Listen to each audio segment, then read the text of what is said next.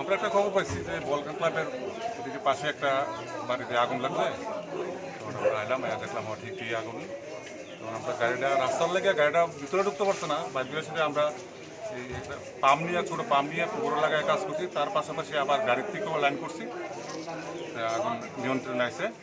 পাশাপাশি আবার মহারাজনগর বাজার থেকেও ব্যবসার বেশিছে, তারও একটা লাইন করছে। যথারীতি তাড়াতাড়ি করলে তাড়াতাড়ি করছে কাজটা, তাড়াতাড়ি মানে দুইটা ইঞ্জিন দিয়ে কাজ করছে, দুইটা পাশাপাশি তিনটে ইঞ্জিন লাগছে। কিসের থেকে লাগছে বলে তারা করতেছে ঘরে কেউ ছিল না, তখন আমার মনে হয় short circuit, electric short circuit হতে পারে। ক্ষয়ক্ষতির পরিমাণ কিরকম হতে পারে প্রাথমিক পর্যায়ে? 30,000 টাকা। আপনার নাম? আমার নাম রতন কুমার সাহা, সাব অফিসার। কখন আপনারা দেখতে পাচ্ছেন যে আগুনের বিষয়? আমরা কিছুক্ষণ আগে দেখতে পাচ্ছি, হঠাৎ করে ঘর দিয়ে ধোঁয়া বেরিতেছে। তারপর আমরা পাড়ার প্রতিবেশী সবাই দৌড়ে আসছি, আমরা জল দিয়ে সেটা যতটুকু পারছি ইয়ে করছি, তারপর ফায়ার সার্ভিস। কার মালিকের নামটা কি? মালিকের নাম ছিল পার্থপাল, মৃত পার্থপাল। এখন থাকে কে বাড়িতে?